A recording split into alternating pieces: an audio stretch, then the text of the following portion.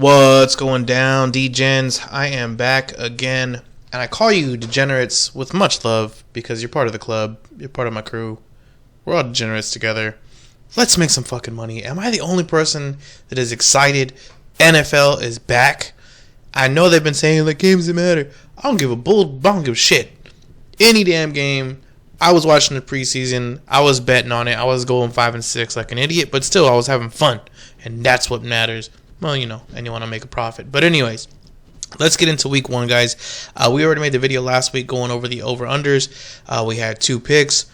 One of them has, I guess, kind of gone against us as far as the line, but it really depends on when you got it, because I was giving out these picks like early July, and they really weren't moving much, and now they've gone all sorts of crazy. So the other one has really gone in our favor quite a bit. Again, depending on when you got it. So the number one pick I put any money on in the middle of July or beginning of July, and I even had somebody shout me out, so thank you about that on the comments, was the Chargers-Raiders game. And back then we got it at under 43.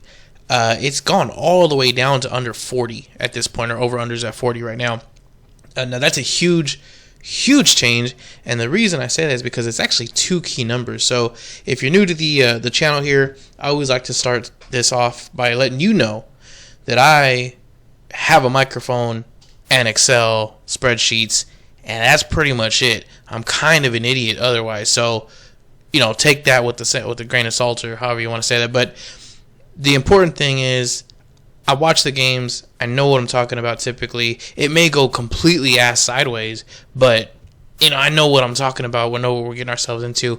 I'm going to try to kind of save you from yourself. So I'm going to try my best to not put a whole bunch of picks out there. Again, I apologize if you guys ever heard my spiel. There's a lot of people out there that are going to give you like 200 plays a week and like, yeah, put a unit on this and this and this and this and this and parlay this and roll that over and round robin this bullshit. And there's other guys that just really love their teams. You know, like if you really love the Eagles and you're just like, fuck the Cowboys, I'm going to play a bet against the Cowboys every week. If that's you, man, enjoy it, have fun, do it, cool.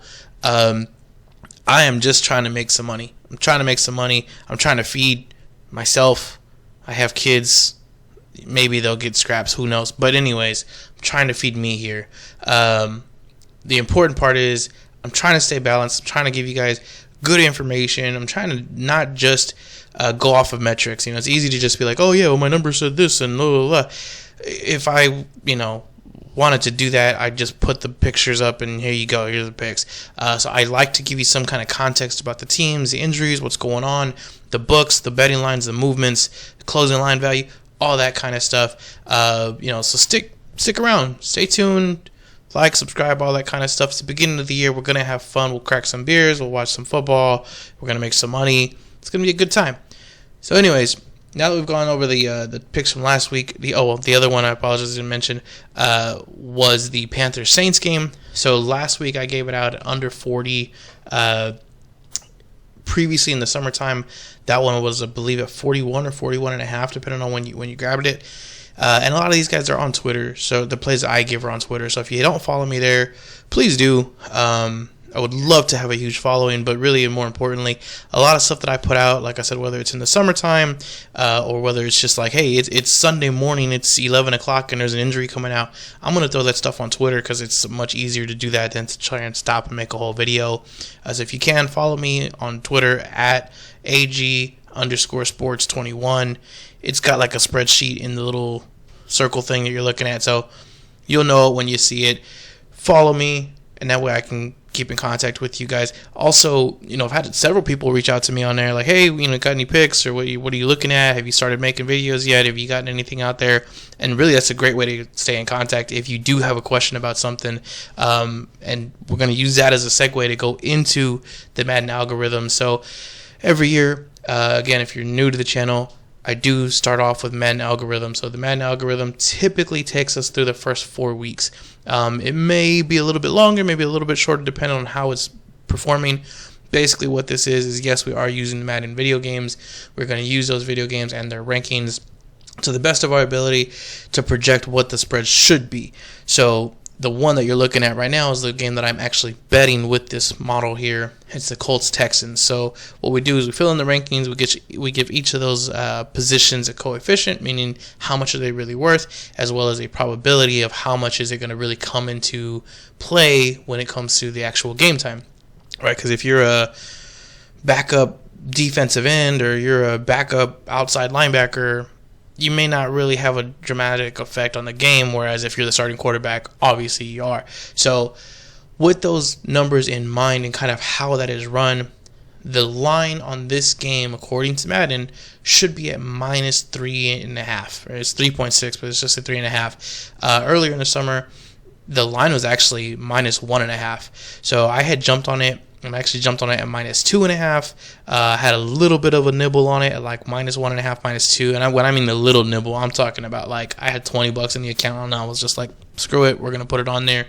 So the majority of the play did come on here at -2.5. The line has moved already since I bet it, so it is at -3 right now. But the good news is it is at -3, even money for the Texans. So the Texans are the side here. The spread that Madden is showing says the spread really should be -3.5, and so even right now you're still getting a half a point of value with a team that is all around better than the Colts. And really, and that's not just me saying that. That is really looking at the spreadsheet here in front of you. And I apologize that I didn't change these two Falcons numbers here, but the numbers are changed. We just didn't change the team name, so these are supposed to be Colts here, but. The defense advantage to the Texans, offense advantage to the Texans, quarterback advantage to the Texans, really every individual unit advantage to the Texans. They are playing in Houston. Indy has not won a home game. Indy has not won week 1 in the last, I believe, 10 years is what it is now. And that typically, it's a coaching issue, right? It used to be a Frank Reich issue for the longest time, and now it just kind of got inherited to DeMeco Ryans. Coaching as well, though, I would also give the advantage to Shane Steichen. So that's really the one advantage, I guess, what I would say goes to the Colts, but it's just not in the spreadsheet. So that's the only concern that I would have. That being said, though, give me the half a point of value to maybe even a full point of value if you can find a book that still has a 2.5 up. If you wait just a little bit, I believe you may see some pullback right before the game starts. And I mean that literally. Like Sunday morning, check your sports book and see if this has changed, because, like I said, it went from 1.5 pretty much all summer, and then it jumped to 2 like mid-August, like it wasn't that long ago. 2.5 was really just like a week ago or so, and then it went to 3 like literally yesterday. And again, it's even money. So either way, don't go over 3. Would not take it at 3.5, obviously, because then you're losing the value. But at the 3, give me the Texans, and it should be an even money. So that is our first play, and that's going to be off of the Madden algorithm for week 1. But that being said, there are some other plays that Madden is pointing towards that I'm personally just not 100% sold on. So I'm going to show you 1 or 2 of them. If you guys do have some questions about it, or if you want to just know what did the algorithm spit out for this game, let me know. I'll tell you right now, I don't do all 32 teams. Typically, and again, if you're already a follower, sub, whatever, to the channel, the beginning of the season, I typically pick about 8 teams to really, really strictly follow. I'm going to watch every game. I'm going to have all the injury reports and all the other kind of information that comes along with that, and all the news and data and all that stuff. And I kind of have to limit it to 8 guys only because it's just me. I don't have a team that I can assign other stuff to. And a lot of this, it looks pretty straightforward and easy. And it is for the most part to make it. So if you want to make your own, I'll show you. Reach out to me. I'll give you the sheets. I'll give you everything. It's all free.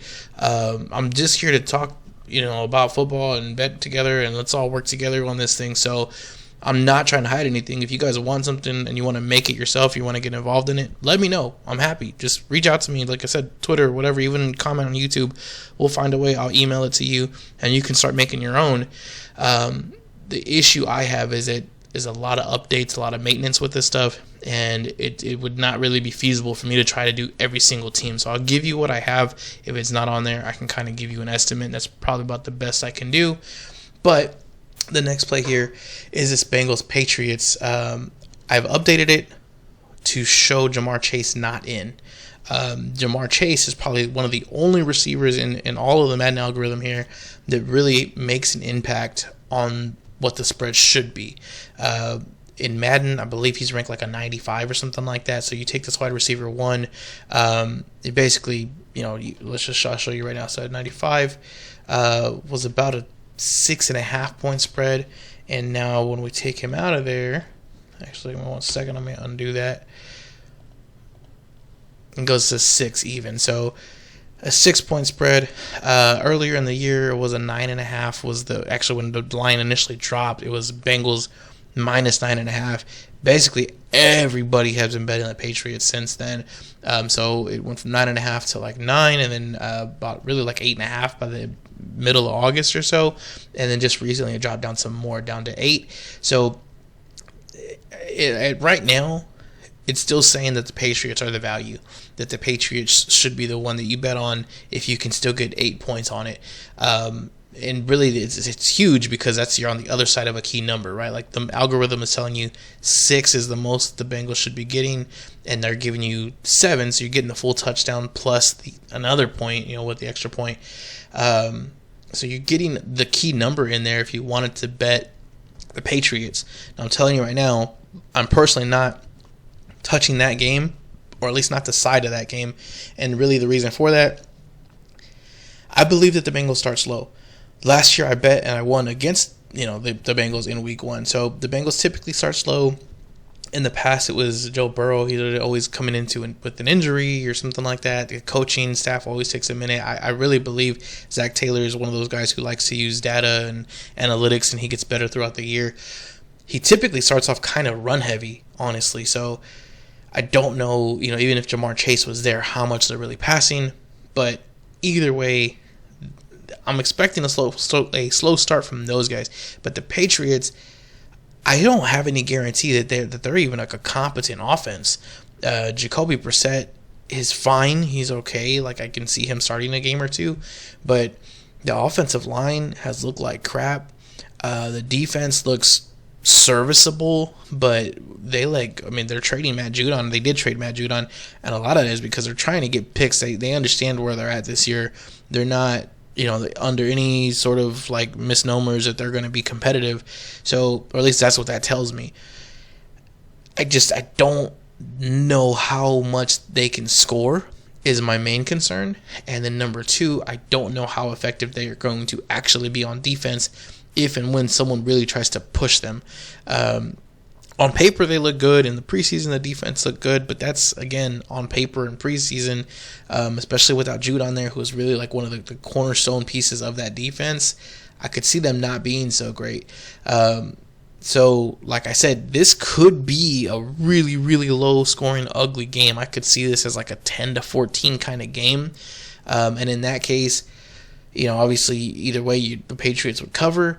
But I could also see this as being like a 17-7 kind of game where the Bengals cover, and it's just like a lucky, pick 6. They got good field position, something like that.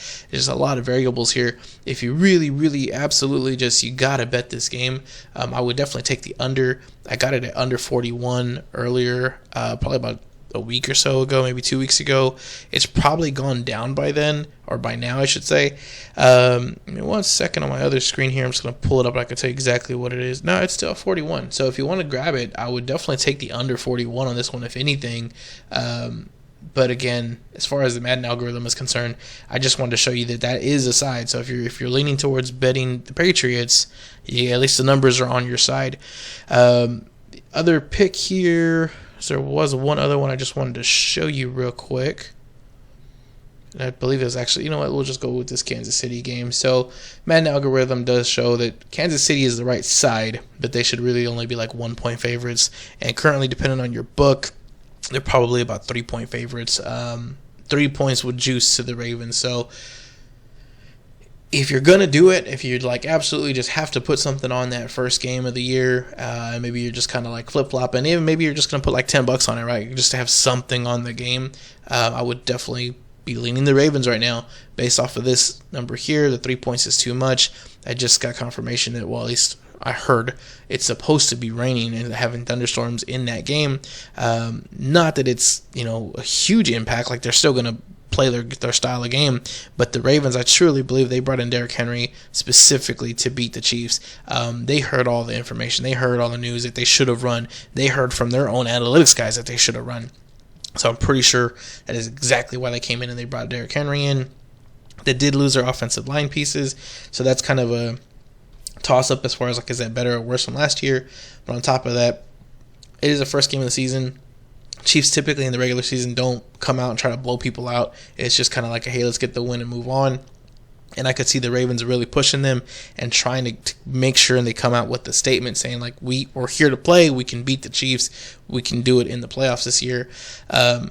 But either way, that's what the Madden algorithm says, that the Ravens are the value pick at this point. You're getting the 3 instead of just the 1 that it says that you should be getting with the Ravens. So that's the information. Like I said, there's other teams in there. If you're looking at the bottom of your screen, that's some of the teams that are showing that I have on the Madden algorithm. But again, really the one full true pick on this is the Texans. Give me the Texans minus the 3.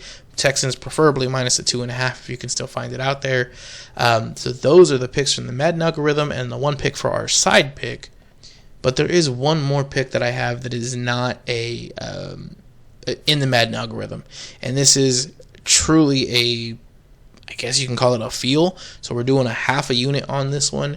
But there are numbers, of course, to back it up, right, as always. So Cowboys at the Browns. The Browns minus 2.5.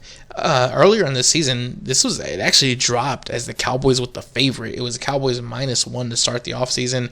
And ever since then, it's just been 100% people betting on the Browns. So that may scare you. That may help you, however you want to take that. But the Browns have the better defense in this game. The Cowboys already lost Aaron Bland for the first, I believe, six weeks, they said. So they're missing him. They just haven't really had CeeDee Lamb until this last week or so. Dak Prescott didn't play in any preseason games. And some people may agree with me, some people may not. But the preseason, I'm not saying these guys have to play in every single game. But what concerns me is when you have guys that are not playing in any games whatsoever, that almost always seems to be an issue.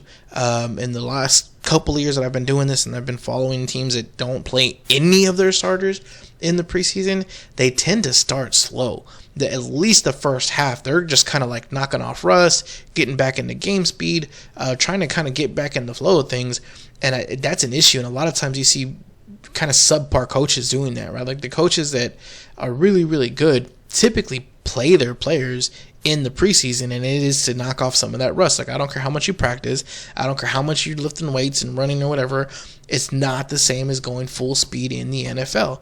It's just not. So I expect Dak and the Cowboys to take at least the first half to really get up to speed, and that's not even considering CeeDee Lamb may not be 100% as far as like conditioning is concerned. Obviously he should have been working out, but there's no way to confirm that. And then now that he did start practicing, he should be ready to go. But since he just started last week, I don't know how much they're pushing him because I'm sure they're trying to make sure he doesn't get hurt. And now he's got to travel, so now that's one less day that they're going to get practice in.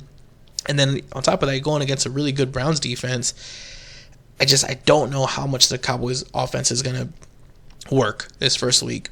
And the Browns at home, their defense has been just that much better. At least it was over the last 2 years. The Browns at home is not where you want to be. Now, the flip side to that, and my concern with this game, and the reason I'm only doing a half unit on this game, is strictly Deshaun Watson. I just do not trust that guy. His shoulder apparently has still been sore. He still hasn't been looking great. He really hasn't looked great at all since he's gone to Cleveland. The team around him should be fine. Jerome Ford starting is at least serviceable, if not better than that. Amari Cooper, obviously always good for the yardage, at least in a couple of catches. David Njoku didn't really look good with Deshaun Watson last year, but he's a serviceable to above average tight end. Defense again is awesome. So the pieces are there. I think that they're going to be an above average team. The only issue is Deshaun Watson. So if he can come in and play decently and do okay against this Cowboys defense, since really it's Micah Parsons, that defensive line in general may be a concern, but the Browns offensive line is, going to counteract that pretty well. At least they should be able to. Yeah, man, that's just Deshaun Watson is really only truly the only concern. Now on top of that, the Cowboys under Mike McCarthy are 1-3 in Week 1. I believe it was last year was their first win in Week 1, or maybe in the year before. But either way, they've only won one game to open the season under Mike McCarthy. So he's not typically a fast starter. And again, he's one of those guys that doesn't really let his players play in preseason. So a lot of the Browns players did play, and they got some, significant time in for some of them in the preseason, whereas the Cowboys, not so much, right? Like not even the defense really got a lot of time in the preseason, not the starting defense that did. So give me the Browns minus the 2.5. We're going to do it for just a half a unit. So that's all the sides and unders plays, guys. So it's a total of 4. So the 2 unders, again, Raiders at Chargers, under 42 was the one I gave. It's currently down to 40. To be completely honest with you, I would still grab it at the 40. I may just do a half unit instead of the full unit. If you don't know, and I apologize, I didn't mention it earlier, the key numbers when it comes to totals is 41, 43, 44, and 47. Typically 43 and 47 are really the big ones, but 41 is a key number, especially for these lower scoring games. So if you can get it, if you wait and it gets back up to 41 like that Panthers and Saints games did, then obviously it's even better. But as of right now, the Raiders Chargers under 42, Panthers and Saints under 40. That one definitely is at 41.5, so I would definitely jump on that one right now if you can. Cowboys Browns, the Browns minus 2.5. Texans at the Colts, Texans minus 2.5. So those are the 4 plays. Now, there are some prop plays I just want to go over with you real quick.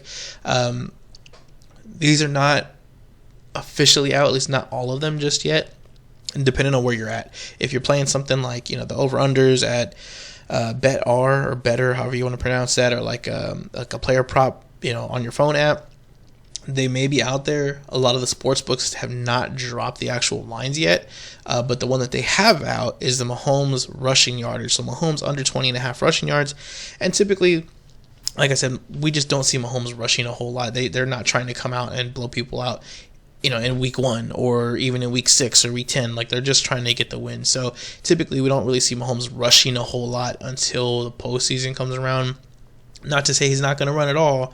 But 20.5 is kind of a high yardage total for a guy that I don't expect to see rushing a whole lot, and they're definitely not going to be calling like design runs for this guy. So, in my opinion, that would be him really running like 4 to 5 times to get over that, and I don't see that happening. And then lastly, you do have another out. Even if he were to do that, even if he does get to like 21, 22, 23 yards, the kneel downs do count against you for yardage as far as the quarterback goes. So if he gets to 21 and they kneel out the game, it's going to go back down to 20. So you do kind of have an out that way. So either way, I like the Mahomes under rushing yardage there. The other 2 plays for the week, Javonte Williams over 14.5 receiving yards. If you haven't already heard, Bo Nix loved the check down. He's like the check down king in college. I really don't see that changing much, and I believe, in all honesty, that is exactly why Sean Payton got that guy. Sean Payton loves the check downs to running backs. Think of like Alvin Kamara, even Mark Ingram, or even like Reggie Bush, hell, with him in the Saints. And so now he has the running back, and now he has a quarterback that can run that game. Give me Javonte Williams over 14.5 receiving yards. Hell, I mean, he may get one catch that goes over that. So that definitely love that playoff. Honestly, that's probably my favorite play of the week as far as props are concerned. And then lastly, we have Cooper Kupp over his receiving yardage total, and that's one they have not posted just yet.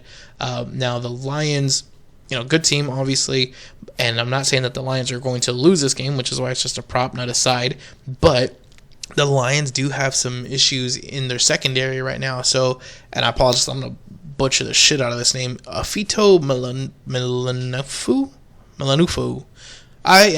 He is the strong safety for the Lions, and he is already banged up, and he's questionable. I'm pretty sure he's actually leaning towards being out for this week.